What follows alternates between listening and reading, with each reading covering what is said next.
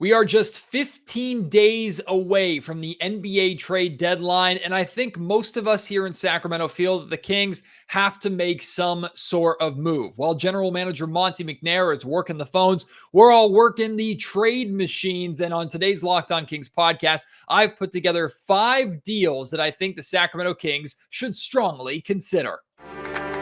You are Locked On Kings, your daily Sacramento Kings podcast. Part of the Locked On Podcast Network, your team every day.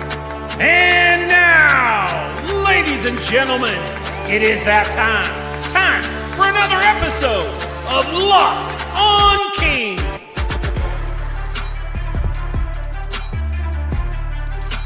Hello and welcome into Locked On Kings, your podcast hub for Sacramento Kings coverage all season long. Today's episode is brought to you by FanDuel. Make every moment more. Right now, new customers get $150 in bonus bets guaranteed when you place a $5 bet. Visit FanDuel.com/LockedOn to get started. My name is Matt George. I have the privilege of being your host here. I'm a Sacramento sports anchor and reporter for ABC 10 News. And I have gone up and down this season, just like the Sacramento Kings themselves have gone up and down this season. But for me, it's been about how I think the Sacramento Kings are going to approach this trade deadline. A little over a month ago, I was telling you, I don't think the Kings are going to be in a position to make a major move. And I wouldn't be surprised at all if they just ride this group out over the course of the season. Now, at that point, Sacramento was doing pretty well for themselves, right? They got off to a little bit of a rocky start and kind of settled into that 6-game win streak that they had. So at that point, I was thinking, okay,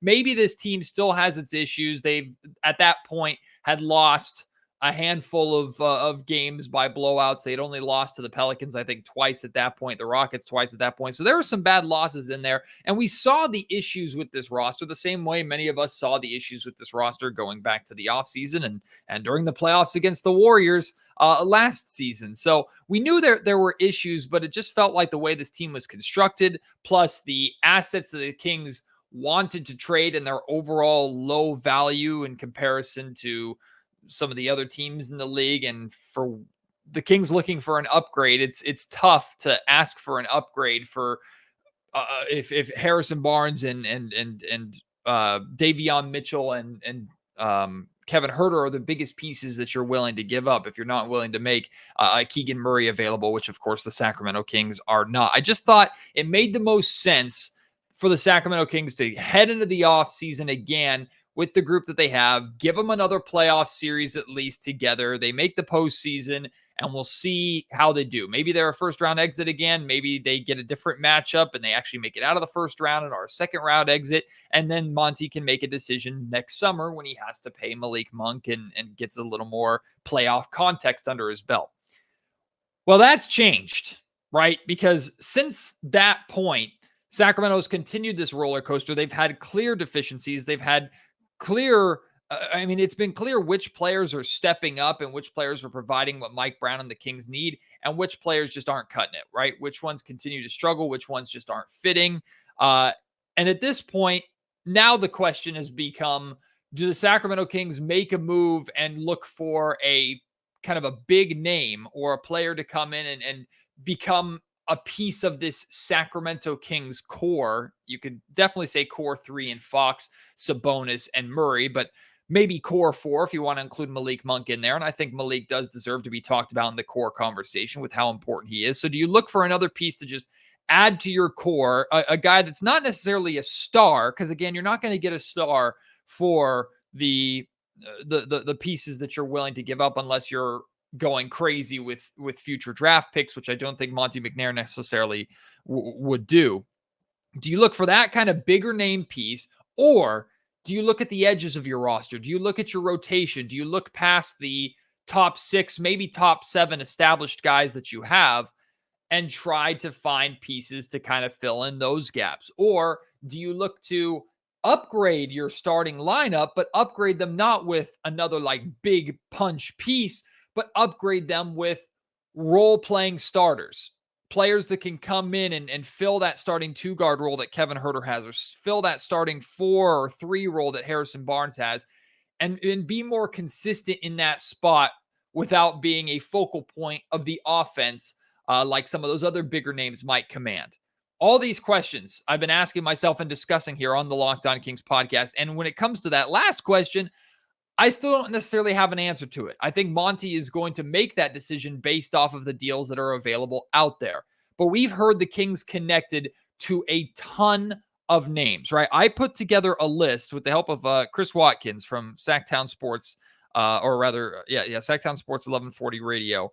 Chris and I were sitting courtside before the Kings game the other night, the Kings and Hawks game, and we just started putting together a list of players that we've either heard the Kings connected to or players that make sense that are potentially available for the Kings to go out and get. That list includes Herb Jones, Miles Bridges, Clint Capella, DeJounte Murray, Alex Caruso, Zach LaVine, Jeremy Grant, Bruce Brown, Matisse Thybulle, Bojan Bogdanovic, Tobias Harris, Kyle Kuzma, McCall Bridges, Cam Johnson, Royce O'Neal, Dorian Finney-Smith, DeMar DeRozan, and Marcus Smart. And I'm sure there are names that we forgot, but there are a lot of names out there that the Kings have rumored to be interested in, or players that make sense for what the Sacramento Kings could try to be looking for. And so I decided to sift through that list and find 5 deals for players on that list that I think the Sacramento Kings should strongly consider.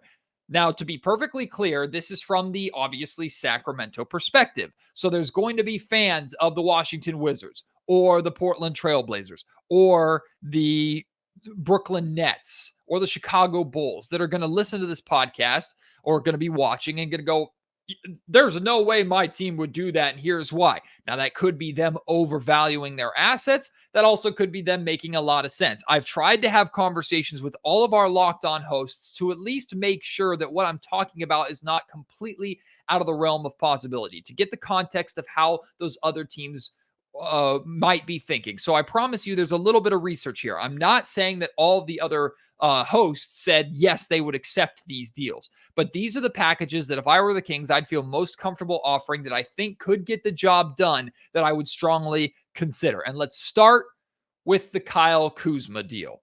We've talked a lot about Kyle Kuzma really over the last 3-4 seasons, it feels like. Kuzma has just been connected to the Kings. The Kings have been interested in Kyle Kuzma. Well, here is the deal that finally brings Kyle Kuzma to Sacramento. The Kings get Kyle, and they send Harrison Barnes, Davion Mitchell, and 2 top 5 protected first-round picks in 2026 and in 2028.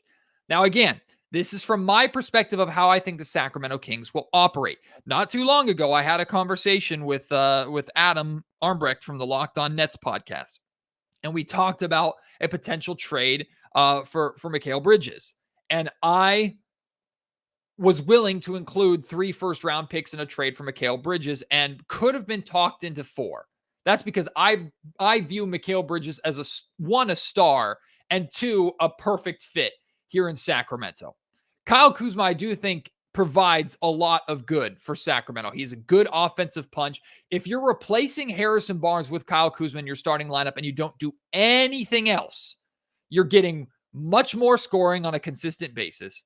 I don't think the defense is that much worse. I don't think Harrison Barnes has been a great or even good defender at times this season. And Kyle Kuzma's not really known for his defense, but he's got the size, he's got the length, he's got the athleticism to at least hold down the position. But offensively, he makes a significantly better impact, and he's going to rebound the ball a little bit more at least than what Harrison Barnes has been rebounding for Sacramento. So it's a clear upgrade in that sense, but it's not like a Mikal Bridges upgrade. So I am not comfortable including 3 first-round picks in this deal. 2 is the furthest that I'm willing to go. The 2 first-round picks, and I'm putting top 5 protections on them, knowing full well that likely those picks do convey that those protections won't hold out, but especially in the case of like the 2028 first, that's 4 years down the road. Hopefully the Sacramento Kings are still in a window of being a good basketball team, but if everything is falling apart and the Kings are looking to move on, maybe, just maybe, they can salvage and get that pick back at the end of that deal so they're not going over the top for Kyle Kuzma. Now, Kuzma is actually on a really, really good contract. And what I mean by that is he's getting paid a decent amount of money, but for the next 3 years, his salary goes down by $2 million each year. So he's being paid the most that he's going to make right now. It goes down by $2 million next year, another $2 million after that, another $2 million after that. Very similar to the contract that the Sacramento Kings gave Harrison Barnes before this deal that they just gave him. He was on a 4-year deal, decreasing by $2 million every single year. It's one of those great contracts that Ken Cantanella, former Kings front office member, got Harrison and his agent to sign. So I like Kuzma's contract. I like Kuzma's fit. I don't like Kuzma or giving more than 2 first-round picks for Kyle Kuzma. I am concerned a little bit about Kuzma's 1, willingness, and 2, ability to still be impactful and still put up numbers as a 4th option, at best 3rd. Maybe Kuzma, because he has more experience and he's been around longer than Keegan Murray has, that he is immediately more of a 3rd option, and Keegan kind of drops to 4th until Keegan's ready, right? And maybe that's a year or 2 down the road. But he's not going to be the number 1 or number 2 guy like he is in Washington alongside Jordan Poole. He's not going to get nearly as many shots, nearly as many looks, and certainly not going to be the focal point as much as he has been in Washington. And he played more of a role in his time with the Los Angeles Lakers, which is where he kind of started to make a name for himself. Of course, he was a very young player at that point in time, and the LeBron James takeover with the Lakers meant that he was more on the outs than he was on the ins. Kyle Kuzma is eccentric. He's a big personality. None of that stuff really, really concerns me. But there is also a part of this deal that has to be discussed too. And that is an admission of guilt by the Sacramento Kings. Kyle Kuzma was available in free agency. The Sacramento Kings elected not to sign him. They elected to go with Harrison Barnes. Now, we don't know the specifics of if they made an offer to Kuzma that Kuzma said no, or if Kuzma was even interested in signing with the Sacramento Kings. Reports suggest that he was, but we don't know the specifics of why they didn't get a deal done. We just know that they didn't get a deal done for a free agent that was out there that the Kings were reportedly connected to. They decided to go with Harrison Barnes, and now here they are trading Harrison and now 2 first-round picks on top of that to get Kuzma when they could have just paid him this offseason without giving up draft compensation. Yeah, that might be a tough pill to swallow for some people. In this case, if you can get this deal done, and if this is the best deal out there, I think Monty will swallow his pride in that sense and get this deal done. But again, the most I'm willing to move in a Kyle Kuzma deal, and maybe it doesn't get the job done. Maybe the Wizards say no thank you and get a better offer elsewhere. I don't know. But the most I'm giving up for Kyle Kuzma in this trade package is Harrison Barnes, Davion Mitchell, and 2 first-round picks, top 5 protected in 2026 and in 2028. And for important context, I don't believe that Kevin Huerter makes sense for Washington. So that's why I included Kuzma in this deal, because they have shooting, they have guards. I mean, of course, Jordan Poole is the main guard there. So I think the Wizards, from my perspective, I think that it makes more sense for the Wizards to go and take Barnes instead of Huerter. If they had the choice between the two, I think they would choose Barnes. I could be wrong there, but if they came back and countered and swap Harrison for Kevin Huerter, I'm pretty sure financially the deal still works. I'm okay with that, absolutely, from the Kings' perspective.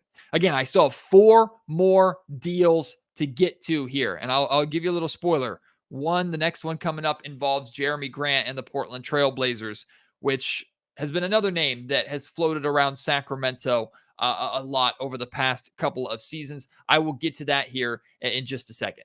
Like I said at the top of the show, today's episode of the Locked On Kings podcast is brought to you by FanDuel. The NFL regular season is over. We're down to 4 teams. It's the NFC and AFC championship games, the Super Bowl right around the corner.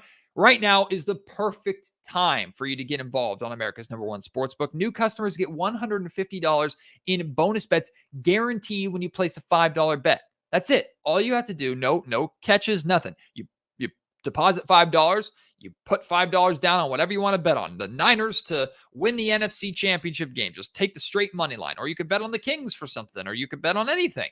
Put $5 down. If you win, wonderful. You are already in the green, right? You get your money that you've won, and you get $150 in bonus bets on top of that. If you lose, there's $150 worth of a insurance policy. You take that money, you keep playing, you keep enjoying yourself, you make those $5 back, and then some. by enjoying their live same game parlays, or you're finding cool, fun, different bets in their Explore tab that they have. You can go to the Parlay Hub to build all sorts of popular parlays that other players around the world are building. There's so many different and fun ways to play FanDuel. Visit FanDuel.com/lockedon. Make your first bet a layup. FanDuel, official partner of the NFL.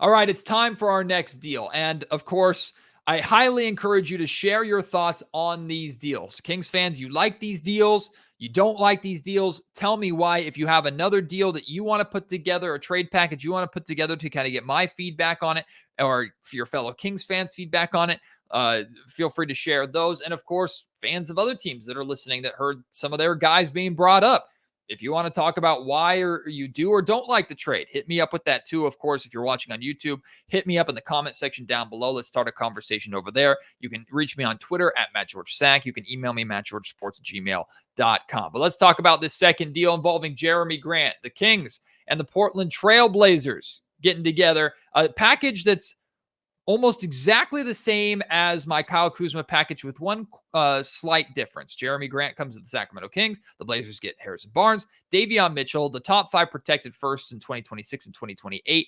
And because you can't swap or trade picks in back-to-back years, you can do a pick swap.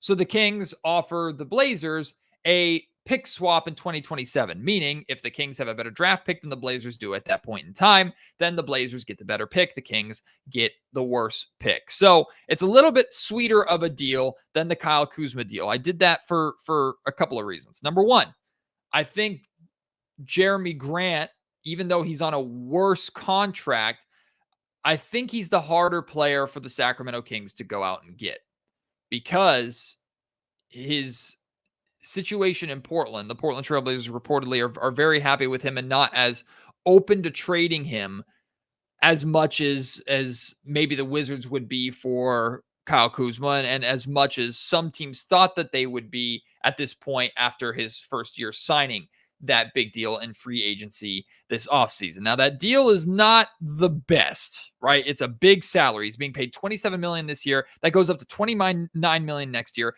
$32 million the year after, $34 million the year after that, and then finally a $36 million player option, which he is more than guaranteed, I think, to exercise. You might as well do it right now. The problem is, by the time he exercises that, he will be 33 years old. So you're paying a lot of money for a player that over the final years of those contract, when it's the most difficult to move and most expensive, he might not be as impactful as he is right now. So if you're the Kings, you're trying to take that problem a little bit off of the hands of the Portland Trail Blazers. It makes sense from a win now perspective to go out and get Jerami Grant. He's averaging 21 points, 3.6 rebounds this season, really good shooting splits, 46, 41, 79.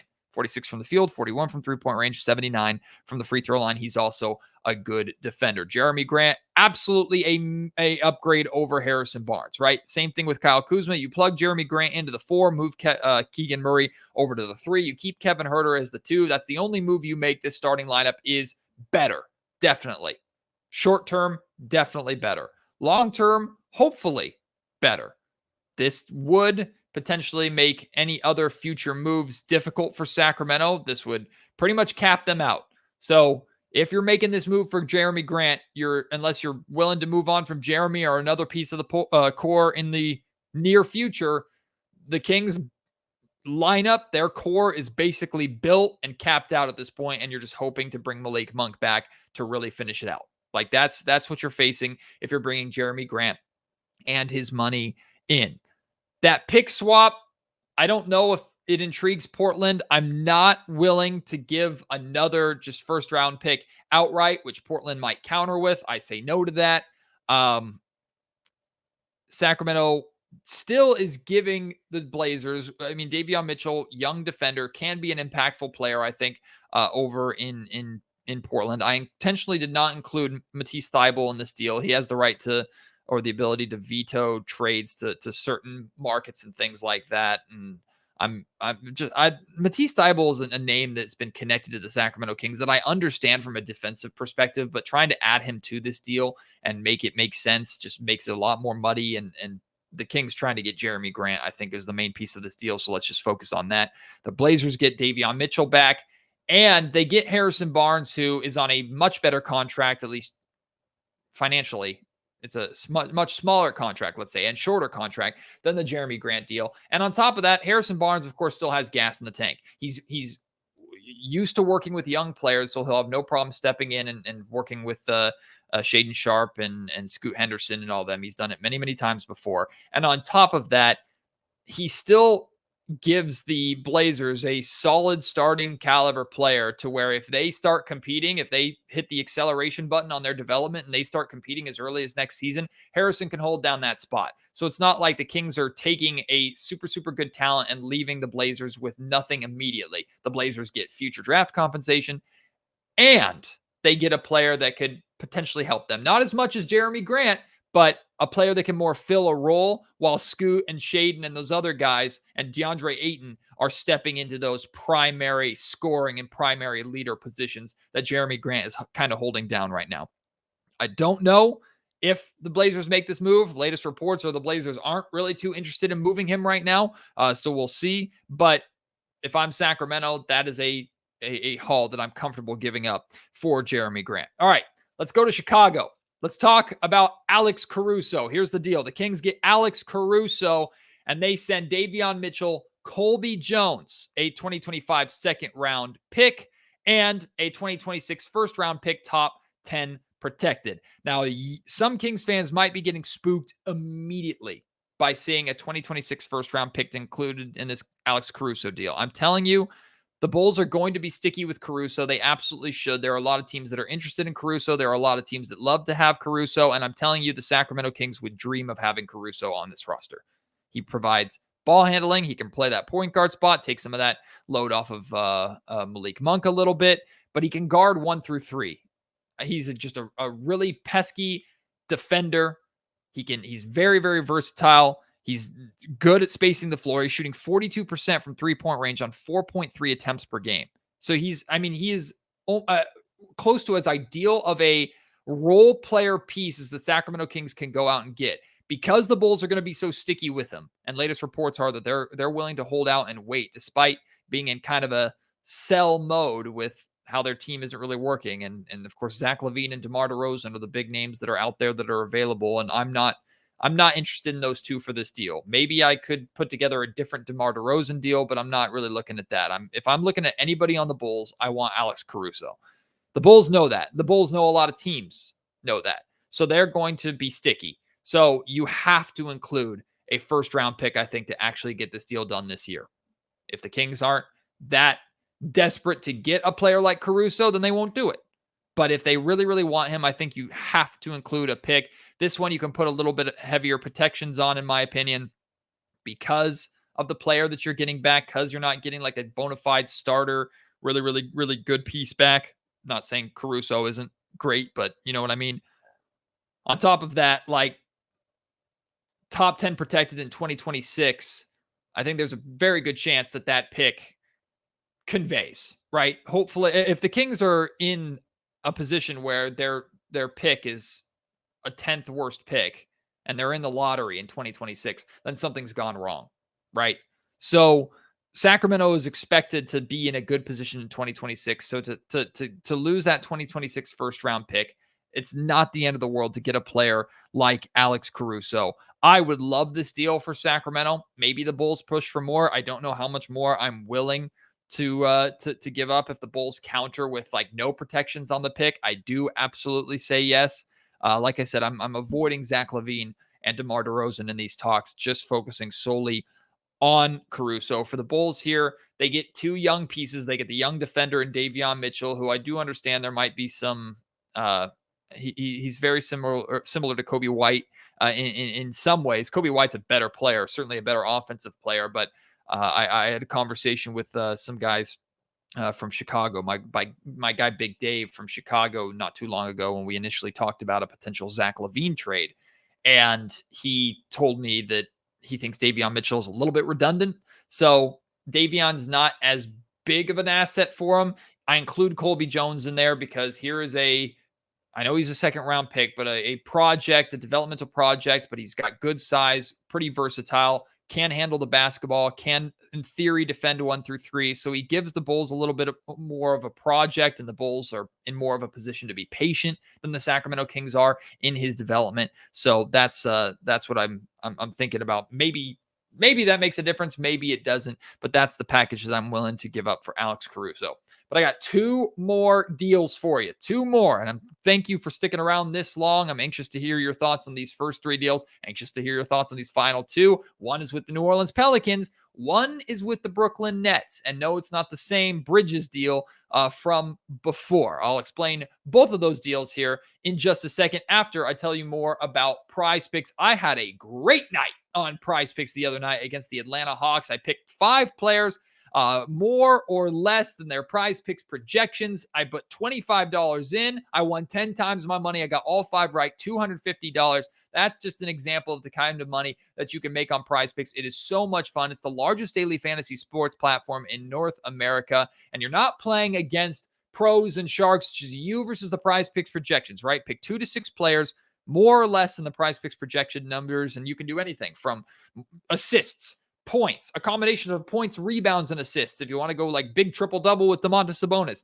you can do a combination of rebounders for both centers. Like I took the more on Domantas Sabonis and Clint Capella for rebounds in that game against the Atlanta Hawks. You can do turnovers. You can do dunks. There's so many unique, fun, and creative ways to play PrizePicks. Plus, with football still going on right now, you can do combinations of football and NBA for the remainder of the NFL playoffs. It's such a fun way to follow the NFC and AFC championship games as well as the Super Bowl action. PrizePicks is amazing, and if you're considering trying to PrizePicks, I encourage you to do it. You will get hooked, and PrizePicks is giving you an opportunity right away to make money, because if you go to prizepicks.com/LockedOnNBA and use code LockedOnNBA for when you sign up, you'll get a first deposit match up to $100, meaning no matter what you put in, up to $100, you will get match that money instantly. So you put in $50, PrizePicks will give you $50 right then and there. That's $100 for you to play with. You put in 100, PrizePicks will give you another 100. There's 200 for you to play with. And once you win, they offer safe, quick, and fast withdrawals so you can actually get that money. You don't have to wait for a long period of time. PrizePicks is daily fantasy sports made easy.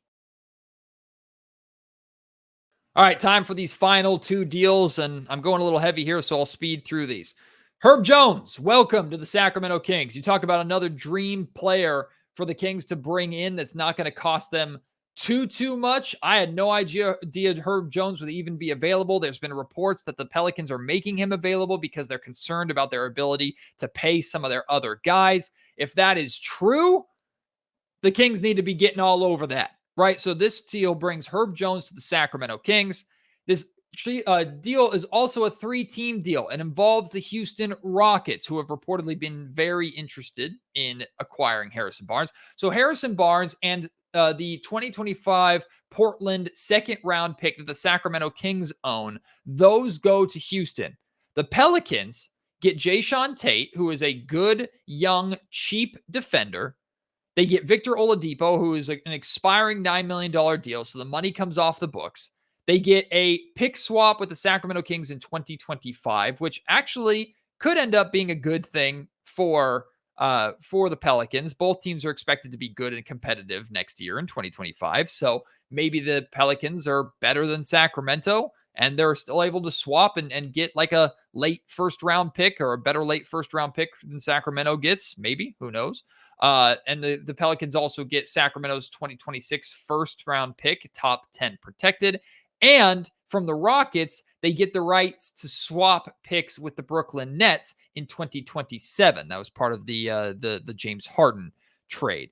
So the Pelicans receive a haul mainly of picks and expiring deals, get one young player in there to say bye-bye to Herb Jones. The Rockets are willing to give up their pick swap with the Nets and are willing to give up Jayshawn Tate, who his playing time is only going down and down and down, although I think he makes sense for the Rockets roster and what they're trying to do. There just doesn't seem to be a fit for him. So they give up a young player, and they get the veteran wing that they want in Harrison Barnes. The thing is with this trade is Sacramento has to be the one to fork out a lot of these picks here, because Sacramento, more than anybody, is getting exactly what they want. right? I don't know if Herb Jones you could say is the best player in this trade. I think that's subjective. I think there's debates to be had. It's between Herb and Harrison. I think Herb is better overall for what the Sacramento Kings are trying to do, right? I think Harrison has more of an upside to be, even at his age, to be more of an offensive impact player, just like we saw him go for 32 the other night, although we know how inconsistent Harrison has been. Herb Jones comes in and he is a dream wing defender. I mean, he's 6'8", 210 pounds, has a 7-foot wingspan, shoots 39% from 3-point range. He fits in exactly with what the Sacramento Kings are trying to do. But the Kings have to fork out the picks in order to get the Pelicans to say, okay, fine, we're going to give up Herb Jones and really shed that salary that we've been considering. We'll pull the trigger on this. And the Kings have to include the extra second rounder to Houston in order to get them to be okay with moving on from Tate while also acquiring Harrison Barnes. Maybe in some instances, you might say this is a bit of an overpay, or the Kings are including too much draft compensation in this. In reality, I know there's the pick swap in there, but in reality, the Kings are really only losing 1 first-round pick in this deal to get Herb Jones, which to me is a absolute no-brainer, done deal. I would do that.